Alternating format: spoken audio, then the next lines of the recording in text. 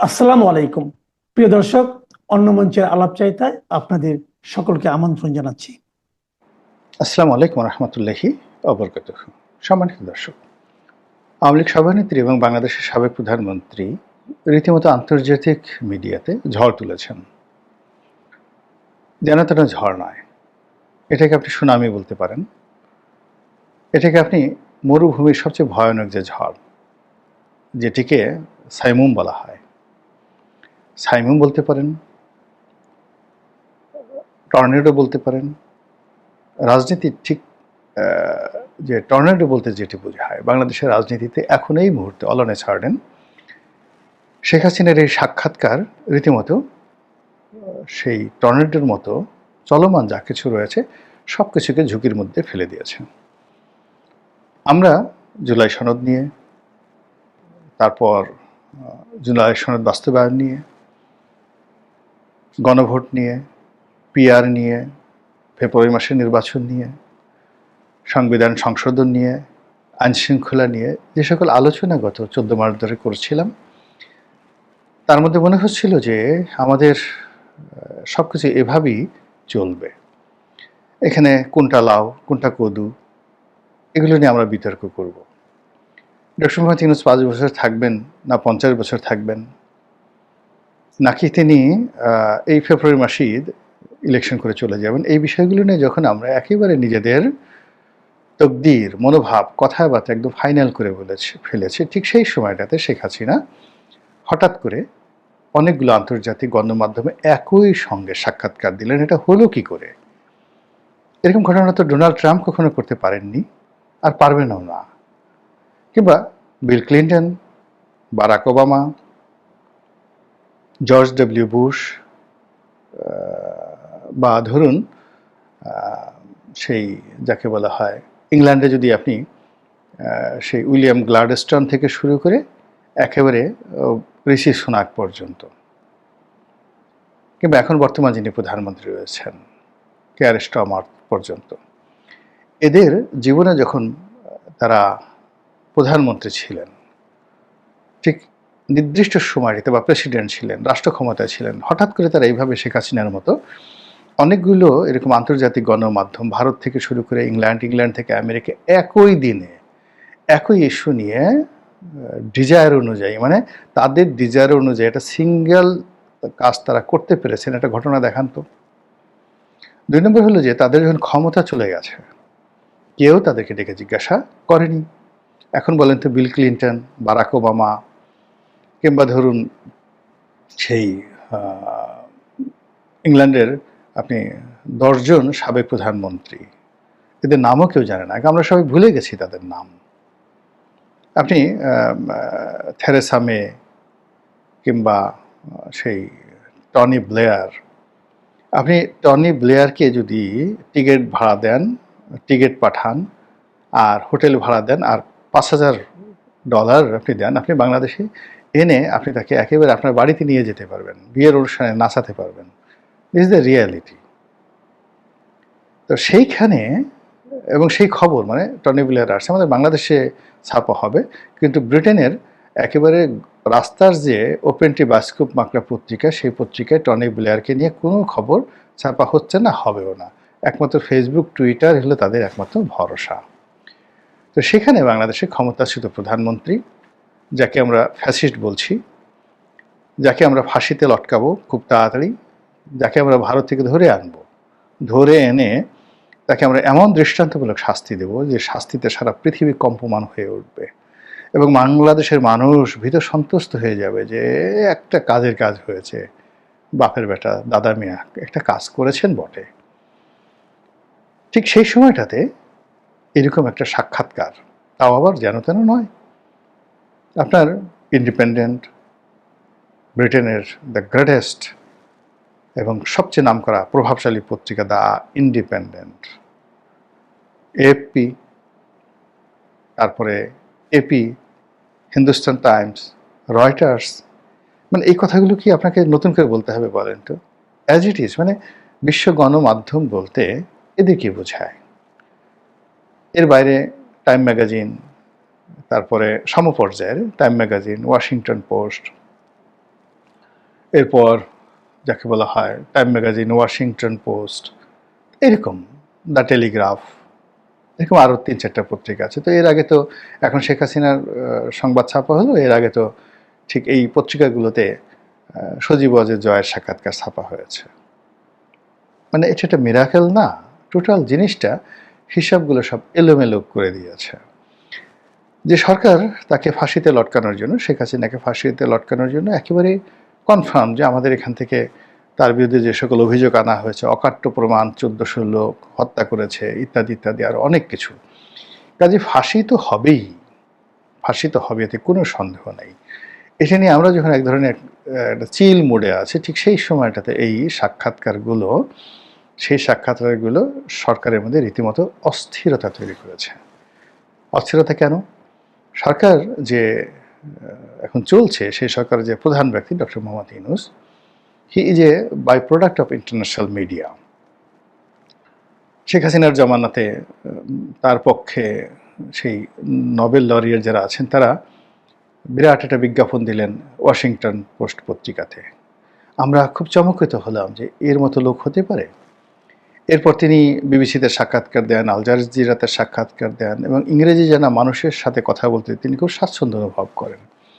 কিন্তু তিনি এই সরকার প্রধান হওয়ার পরে, কিংবা নোবেল লরেট যতদিন তিনি ছিলেন, শেখ হাসিনা যে কাজটি করলেন এই সময়টিতে এসে, এরকম কাজকে ডক্টর মোহাম্মদ ইউনূস করা তো দূরের কথা, তিনি কল্পনা করতে পারেন এই ধরনের একটা ঘটনা ঘটতে পারে, বা তার জীবনে এটা হতে পারে, বা তিনি এখন কি শেখ হাসিনাকে চ্যালেঞ্জ জানিয়ে তিনি কি বলতে পারেন যে ঠিক আছে, শেখ হাসিনা এই কাজ করেছে, হিন্দুস্তান টাইমসে দিয়েছে, আমি সেই ভারতের স্টেটসম্যান, আনন্দবাজার, দ্য হিন্দু, এই 3টাতে দেব, ডন পত্রিকাতে দেব পাকিস্তানের, তারপরে হংকং টাইমসে দেব, ফার ইস্টার্ন ইকোনমিক রিভিউ এখন আছে কিনা জানি না, নিউজ উইক এবং টাইম ম্যাগাজিনে দেব, ওয়াশিংটন পোস্টে দেব, নিউ ইয়র্ক টাইমসে দেব, এবং ব্রিটেনের দ্য টেলিগ্রাফে আমি দেব, আর ফ্রান্সের লামন্ডেতে আমি দেব, শাইটুংয়ে আমি দেব, জার্মানির শাইটুংয়ে দেব। এরকম আমি 1 ডজন আন্তর্জাতিক মানের পত্রিকায় একদিনে, সেম ডেতে আমি সাক্ষাৎকার দিয়ে আমি দেখাবো শেখ হাসিনা ঘোড়ার ডিম করেছে, কিছুই, মানে সে ফালতু, আমি তার সাথে আরও ভালো কাজ করতে পারি, ভালো ইংরেজি বলতে পারি, আরও ডাইনামিকভাবে পৃথিবীকে ইনফ্লুয়েন্স করতে পারি। সংবাদপত্র, বাংলাদেশের সংবাদপত্র মানে তো দূরের কথা, সারা দুনিয়ার সংবাদপত্রকে আমি ডমিনেট করতে পারি। এই কাজটা কি ডক্টর মোহাম্মদ ইউনূস বা তার যারা লোকজন রয়েছেন তারা পারবেন এই কথাটা বলতে, বা এই কাজটা মানে করে দিতে? আর যদি না পারেন, তাহলে শেখ হাসিনা এখানে যে কাজকর্ম করেছে সেটা নিয়ে মানুষ, শেখ হাসিনা যারা লোকজন বগল বাজাতে থাকবে, প্যাকু প্যাকু প্যাকু, ক্যাকু ক্যাকু ক্যাকু, করো করো করো মামু, আমাদের মতো করো, দেখি কেমন পারো।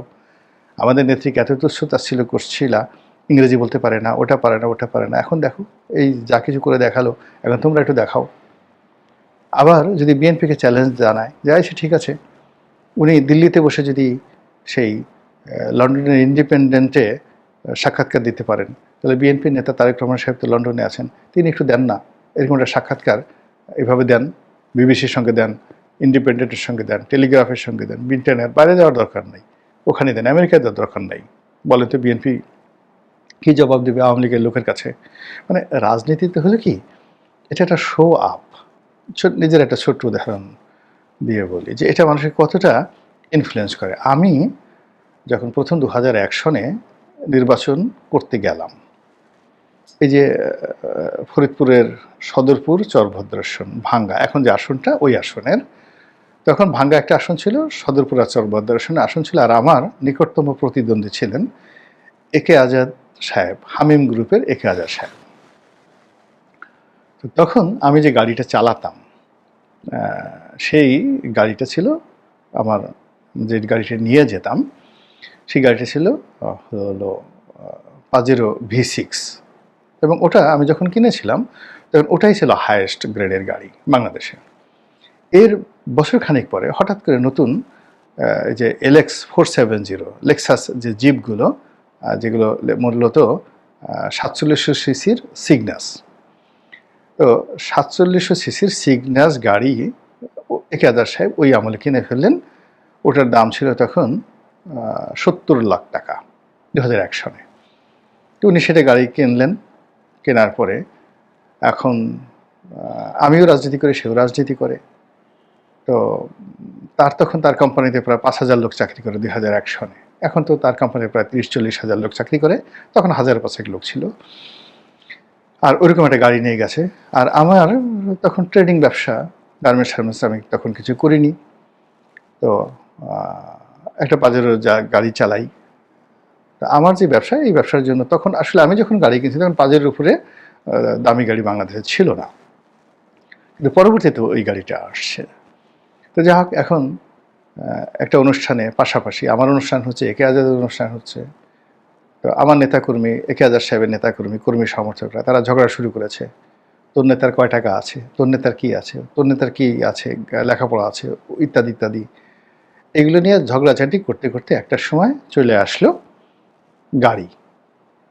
সেই তখন একেআজাদ সাহেবের লোকজন বলল যে, দেখ আমার নেতার গাড়ি কত সুন্দর, এই যে লেক্সাস V8 গাড়ি, আর তোর নেতা কি এটা পাজেরো গাড়ি চালায়, এটা গাড়ি হলো নাকি, এটা কলার পাতা। এখন আমার যারা নেতাকর্মী তারা খুব আহত হলো এবং রাতে এসে সার্কিট হাউসে, মানে সদরপুর যে ডাকবাংলাতে আমি থাকতাম, সেখানে এসে একেবারে কোনো কথা যে, নেতা দরকার হলে আমরা কিডনি বিক্রি করে দেবো, আপনাকে ওই একেআজাদের চেয়ে একটা ভালো গাড়ি কিনতে হবে, আদারওয়াইজ আমাদের মান সম্মান থাকে না। এবং আমাকে ঢাকায় এসে কি করতে হলো, সেই একেআজাদের যে গাড়ি তার চেয়ে আরও দামি গাড়ি, লেক্সাসের সবচেয়ে আপগ্রেড একটা ভার্সন কিনে তারপরে সদরপুরে যেতে হলো। এই রাজনীতিতে ভুং ভাং, মানে এরকম ভুং ভাং আছে, তার সাথে সাথে আবার শক্তি। এখানে আপনি আপনার যারা প্রতিপক্ষ আছে তাদের চেয়ে আপনার মাসেল পাওয়ার বেশি থাকতে হবে, অর্থ পাওয়ার বেশি থাকতে হবে, সাহস শক্তি বেশি থাকতে হবে। আপনি কিছু করেন আর না করেন, ভুং ভাং আপনার থাকতে হবে। যখন আপনার প্রতিদ্বন্দ্বী যেমন, আপনাকে ঠিক তদ্রুপ তার সাথে আরও 10 ডিগ্রি অ্যাঙ্গেলে বেশি যদি আপনি করতে না পারেন তাহলে হবে না। যেমন শেখ হাসিনা ধরেন এই বাংলাদেশ খুব শক্ত হাতে চালিয়েছেন, খুব শক্ত হাতে চালিয়েছেন। ডক্টর মোহাম্মদ ইউনূস শান্তির দূত, নরম হাতে চালাচ্ছেন। এখন বলছেন যে না, শেখ হাসিনাই ভালো ছিল, আমরা যে পেদানি খেতাম, মার খেতাম, গুম হতাম, এটাই ভালো। এবং এটা মানে দুঃখ পাওয়ার ব্যাপার নয়, এটাই হলো হিউম্যান সাইকোলজি। আপনি এই একই অবস্থা বনি ইসরায়েল জাতির মধ্যে ছিল। হযরত মুসা নবীকে বললেন, হে মুসা তুমি কি শুরু করলা, আমাদেরকে মিশর থেকে নিয়ে আসলে, আমরা সেখানে কত সুন্দর কাজকর্ম করতাম, আমরা মাঝে মধ্যে মার খেতাম, আমরা দাসী ছিলাম, দাস ছিলাম, ওখানে মিশরের যারা ভূমিপুত্র কিপ্তি তারা আমাদেরকে মারতো, কিন্তু আমরা তো পেঁয়াজ, আদা, গম, পোলাও, কুরমা, রোস্ট এগুলো খেতে পারতাম। আর এখানে তোমরা মরুভূমির মধ্যে আমাদেরকে আটকে রেখেছো, আকাশ থেকে বিকালবেলা খাবার পড়ে একই খাবার, মান্না সালোয়া খেতে খেতে আমরা অস্থির হয়ে গেছি, বসে থাকতে থাকতে আমাদের মোটা হয়ে গেছে। এটাই একটা জীবন হলো? এই হলো মানুষের চরিত্র। মানে মানুষ কখনো তার বর্তমানকে নিয়ে সুখে থাকতে চায় না। তো সেই দিক থেকে ওই যে শেখ হাসিনা এখন যে আন্তর্জাতিক গণমাধ্যমে যে সাক্ষাৎকার দিলেন, যে সকল কথাবার্তা বললেন, সেটা তার যারা এই মুহূর্তে প্রতিদ্বন্দ্বী তাদের পুরো রাজনীতিকে তিনি একটা চ্যালেঞ্জের মধ্যে ফেলে দিয়েছেন, কর্মকাণ্ডকে চ্যালেঞ্জের মধ্যে ফেলে দিয়েছেন। এবং এটা মানে আওয়ামী লীগের লোকজন এখন গিয়ে দেখেন ফাটিয়ে ফেলছে। হায় হায়, নেত্রী যদি থাকতে হয়তো এমনই হওয়া উচিত। কিসের অবস্থা, আমরা আবার আসছি, আবার এটা মানে মুহূর্তের মধ্যে আপনি দেখবেন যে এরপরে আওয়ামী লীগের যে কয়টা আপনি মিছিল হবে, আপনি সেই মিছিল ঠেকাতে পারবেন না। এবং সেটা মিছিল ঠেকাতে হলে আরও 3-4 মাস আপনাকে সেই জুলুম অত্যাচার করে, মানে যাকে বলে পাছা লাল করে না দেওয়া পর্যন্ত আপনি সেই এই যে কয়েকটা সাক্ষাৎকারে আওয়ামী লীগ নেতাকর্মীদের মধ্যে যে উৎসাহ এবং উদ্দীপনা আসলো, এটা আপনি থামাতে পারবেন না। তো সেই দিক থেকে এখন সরকারের যারা লোকজন আছে তারাও তো এই কর্ম করেই আসছে। আন্তর্জাতিক মিডিয়া, আন্তর্জাতিক দাতা সংস্থা, বিভিন্ন এনজিও, বিভিন্ন প্রেশার গ্রুপ, বুদ্ধিজীবী মহল, থিঙ্ক ট্যাঙ্ক, তাদেরকে ম্যানেজ করেই তো আজকের এই পর্যায়ে আসছে। তো ঠিক সেই জায়গাটায় তারা যখন রাষ্ট্র ক্ষমতায় বসে শেখ হাসিনা যে কাজগুলো করেছেন সেই কাজগুলো তারা করতে পারছে না। আবার ওদিকে তারা যে কাজগুলো অতীতে করেছেন তার সাথে 100 গুণ বেশি দক্ষতা এবং ইফেক্টিভনেস নিয়ে শেখ হাসিনা হঠাৎ করে যে এতগুলো আন্তর্জাতিক গণমাধ্যমে সাক্ষাৎকার দিলেন, যেখানে মানে আমাদের দেশের একেবারে রাস্তার ফকির যারা সাংবাদিক, ফকির সাংবাদিক, তারাও যেখানে মনে করতো যে শেখ হাসিনা সাক্ষাৎকার নেয়ার দরকারই না, মানে এটা ব্যাপার হলো নাকি, তো সেখানে এই বড় বড় প্রতিষ্ঠানগুলোর সাথে তিনি যে সাক্ষাৎকার দিলেন, সেই সাক্ষাৎকার দিয়ে সরকার, বিএনপি, জামাত, এনসিপি তাদের সবাইকে রীতিমতো একটা চ্যালেঞ্জের মধ্যে ফেলে দিলেন যে নাও বাবা এবার দৌড়াও। এবং শেখ হাসিনা মানে এই কাজগুলো খুব ম্যাটিকুলাসলি করেন। আপনাকে একটা ছোট্ট উদাহরণ দিলে বুঝতে পারবেন। মানে মুন্নুজান সুফিয়ান নামে একজন শ্রমিক নেত্রী খুলনা অঞ্চলের, তো তাকে মন্ত্রী বানিয়ে দেওয়া হলো, শ্রম কল্যাণ মন্ত্রী।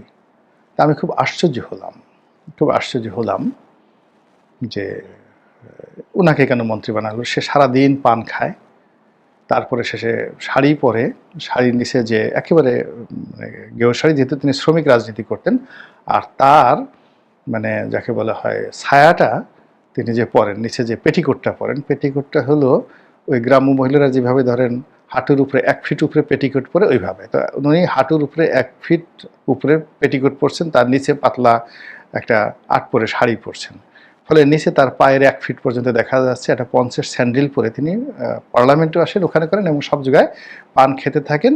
আর মুখ মাশাল্লাহ সোপা, মানে যদি কাউরে গালি দিতেন কিসের সেফায়েতুল্লাহ, সেফুদা, বা এখন পিনাকি ঠেনাকি গালাগালি করে, এরা মনোজান সুফিয়া যদি গালাগালি শুরু করে ওরা মানে রীতিমতো আত্মহত্যা করবে, এরকম ছিল তার মুখের ভাষা। রাগ হলে এরকম কথাবার্তা বলতেন। অনেক যোগ্য নেত্রী ছিলেন নিঃসন্দেহে, কিন্তু তাকে মন্ত্রী বানিয়ে দেওয়া হলো। তো আমি এটা নিয়ে একদিন একজন সচিবের সঙ্গে কথা বলছিলাম যে সচিব সাহেব এটা কেন হলো, কিভাবে হলো। তো তিনি বললেন যে দেখুন, আমরা যারা সচিব আমাদের মধ্যে একটা ভাবসাব আছে, টাই পড়তে হবে, কোট পড়তে হবে, ইংরেজিতে কথা বলতে হবে। তা আমাদেরকে আসলে এরকম দমন করার জন্য, একটা উচিত শিক্ষা দেওয়ার জন্য এরকম মুন্নুজান সুফিয়ানকে এখন মন্ত্রী বানিয়ে দেওয়া হয়েছে। এখন ওনার আন্ডারে যারা সচিব থাকবে তার তো এখন ওর পিছনে পিছনে ছাড় বলে জর্দা নিয়ে, পানির ডিব্বা নিয়ে আর চুন নিয়ে তার পিছিয়ে পিছিয়ে ঘোরা ছাড়া আর কোনো উপায় থাকবে না।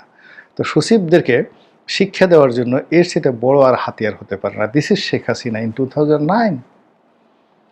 এরকম অসংখ্য ঘটনা দেখে আসছি। তো এই যে দেখেন গত তার যে পালিয়ে যাওয়া, তারপর শেষে দিল্লিতে থাকা, লোদি গার্ডেনে ঘুরে বেড়া, প্রতিটা মুহূর্তে তিনি কোনো কথা না বলেও পুরো মিডিয়াকে, পুরো বাংলাদেশের প্রশাসনকে, পুরো সরকারকে, রাজনৈতিক দলগুলোকে তিনি পাগল বানিয়ে ফেলেছেন। পাগলে উন্মত্ত হয়ে মানুষ চলে গেছে টুঙ্গিপাড়াতে, চলে গেছে গোপালগঞ্জে, ধ্বংস করে ফেলতে হবে সব কিছু, 32 নম্বর মাটির সঙ্গে মিশিয়ে দিতে হবে, আওয়ামী লীগের অফিসে গিয়ে হেগে দিয়ে আসতে হবে, এত রাগ। তো হাগা শেষ, পেশাব করা শেষ, তারপর তিনি এমন চাল চাললেন, কে বা কারা গিয়ে সেই হাগা পায়খানা পেশাব নিজেদের পায়খানা নিজেরাই পরিষ্কার করলো। তারা সেখানে অফিস করবে, সব কিছু করবে। এখন সেই অফিসেরও নাম নাই, আওয়ামী লীগ অফিস ঝকঝক তকতকে করছে। তিনি এমনভাবে উত্তেজিত করলেন, 32 নম্বর ভেঙে ফেলা হলো। আমার কাছে তো মনে হচ্ছে যে শেখ হাসিনা ইচ্ছে করে এই কাজটি করছেন যেন 32 নম্বরটা ভেঙে ফেলা হয় এবং এটা গ্লোবালি সরকারের জন্য একটা লায়াবিলিটিস তৈরি হয়। It's a part of her master plan, তিনি চেয়েছেন।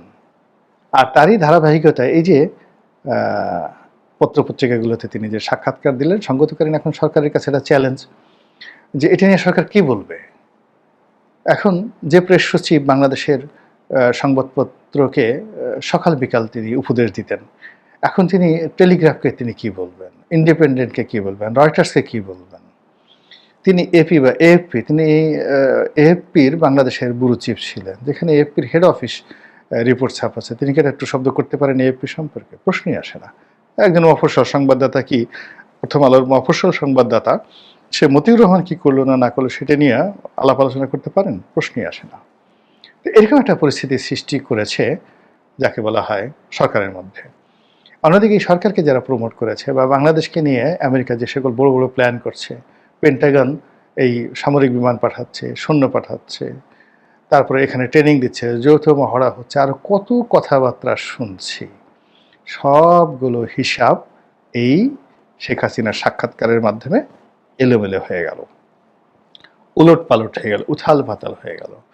ফলে সরকারের মধ্যে যেভাবে অস্থিরতা, ঠিক পেন্টাগন বলেন, এফবিআই বলেন, হোয়াইট হাউস বলেন, উইলসন সেন্টার বলেন, জর্জ সরোজের অফিস বলেন, কিংবা এই যে আমাদের ডোনাল্ড লু বলেন, পিটার ডি হাস বলেন, সবগুলোর ঘুম হারাম হয়ে গেছে। এই প্রথম মানে আমরা বাংলাদেশে আমরা যখন সংবাদপত্রে চাকরি করতাম, সরি টু সে আমরা একে অপরকে মানে যাকে বলা হয় অনেক কথা বলা, আমাদের পার্লামেন্টে অনেক কথা বলতো। একবার যাকে বলা হয় সালাউদ্দিন কাদের চৌধুরী, তিনি পার্লামেন্টে বললেন যে মাননীয় স্পিকার, আমি তো রীতিমতো সোদনা হয়ে গেলাম, রীতিমতো সোদনা হয়ে গেলাম।